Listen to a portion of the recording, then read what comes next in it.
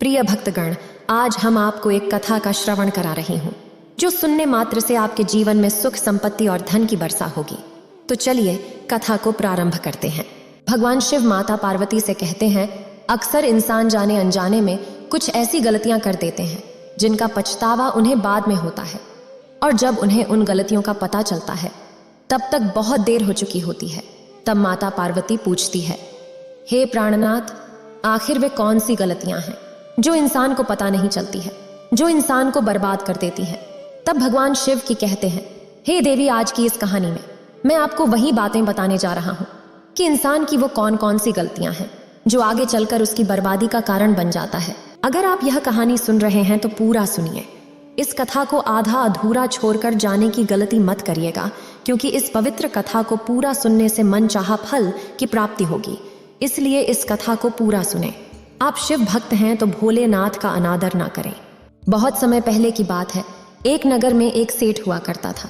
उस सेठ के पास सभी प्रकार की सुख सुविधा थी, लेकिन अभी तक उसकी कोई संतान नहीं थी। और एक दिन उसे पता चला कि उसकी पत्नी गर्भवती है, और वह बहुत खुश होता है और उसने अपनी पत्नी का खूब ख्याल रखता है। फिर उस सेठ के घर एक लड़के ने जन्म लेता है।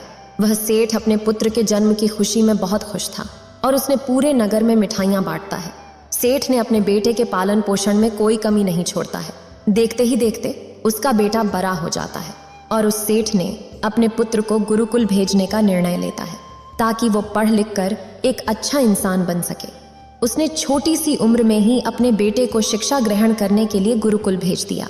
गुरुकुल में वह सेठ का लड़का अच्छे से शिक्षा ग्रहण करता है और अपने गुरु की सभी आज्ञा का पालन करता है, और वह बालक धीरे धीरे वहां का सबसे होनहार विद्यार्थी बन जाता है। गुरुकुल में उसने सारे वेद, पुराण और शास्त्रों का अध्ययन करता है और वह बहुत बड़ा विद्वान बन जाता है। गुरु भी उस बालक से बहुत प्रसन्न रहते थे कि इतनी छोटी सी उम्र में उसने सारा ज्ञान अर्जित कर लिया। लेकिन वो कहते हैं ना कि समय कब बदल जाए किसी को पता नहीं चलता है। ऐसे ही एक दिन किसी प्राकृतिक आपदा की वजह से उसके माता पिता की मृत्यु हो गई, और जब उस बालक ने इस खबर को सुना कि उसके माता पिता अब इस दुनिया में नहीं रहे और उसका इस दुनिया में कोई नहीं है, तो उस बालक का सांसारिक मोह, माया से मन उठ गया और उसने फैसला किया कि वह गुरुकुल से शिक्षा पूर्ण करने के बाद अपना संपूर्ण जीवन लोगों की भलाई करने में ही बिताएगा। और फिर उस बालक की शिक्षा जब पूर्ण हो गई तो उसके बाद वो सन्यासी बन गया और वो सांसारिक सुखों से दूर पहाड़ों के जंगलों में चला गया। वहां जाकर वो अपने ध्यान में लीन हो गया और उसने लोगों को शिक्षा देना आरंभ कर दिया।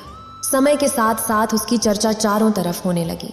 दूर दूर से बहुत सारे लोग उसके पास अपनी समस्याओं का समाधान लेने के लिए आने लगे। सन्यासी सभी लोगों की समस्याएं बड़ी आसानी से सुलझा देते थे। उसी नगर में एक दिन राजा को सन्यासी के बारे में पता चला, तो उसने उस सन्यासी से मिलने का निश्चय किया और उनसे मिलने के लिए राजा निकल गए। वहां पहुंचकर जब राजा ने सन्यासी को देखा तो वो देखता ही रह गया। सन्यासी के चेहरे पर एक अलग ही तेज थी। फिर राजा ने सन्यासी को प्रणाम किया और उनसे बातचीत करने लगे, और वो राजा उस सन्यासी से इतना प्रभावित हुआ कि उस दिन के बाद से राजा ने अच्छाई की राह पर चलना शुरू कर दिया। एक दिन राजा ने सोचा कि एक छोटी सी मुलाकात में उस सन्यासी ने मुझे इतना बदल दिया है, तो अगर वो मेरे साथ रहने ही लगे तो मेरी पूरी जिंदगी बदल जाएगी। यही सोचकर राजा सन्यासी के पास पहुंचा और उन्हें अपने साथ महल चलने के लिए आग्रह किया।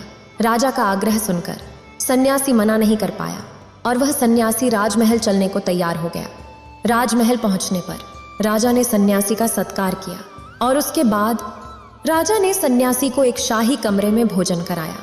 भोजन के बाद सन्यासी ने राजा को धन्यवाद दिया और वापस जाने की आज्ञा मांगी। यह सुनकर राजा ने कहा, आप हमारे महल में जब तक चाहे तब तक रह सकते हैं।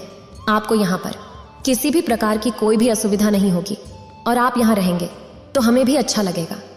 ये बात सुनकर सन्यासी ने राजा का प्रस्ताव स्वीकार कर लिया, और उसके बाद राजा ने सेवकों से कहा कि सन्यासी महाराज के लिए बगीचे में रहने, खाने और हर सुख सुविधा की वस्तु का प्रबंध किया जाए।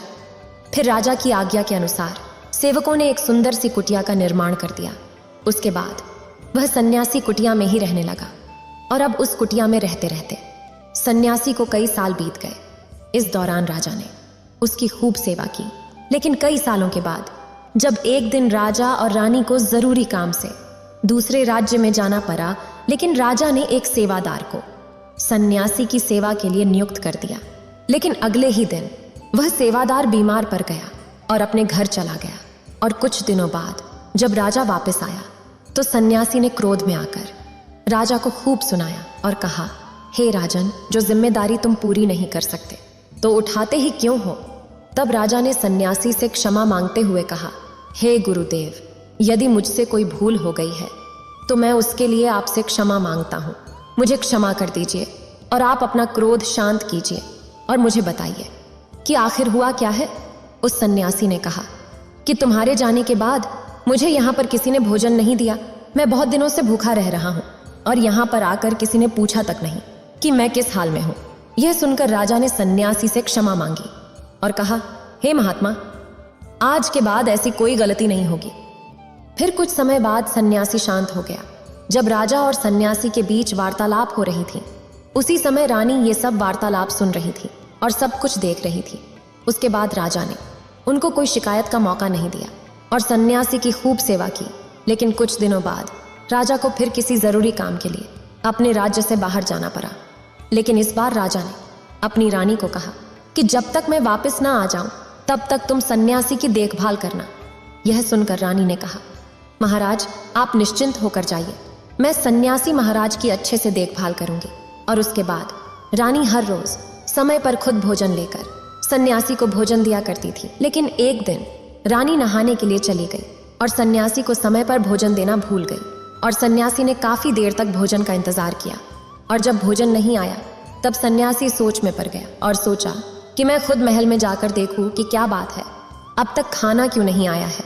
और वह सन्यासी महल के अंदर रानी के कमरे में पहुंच जाता है तो वहां उसकी नजर रानी पर पड़ी।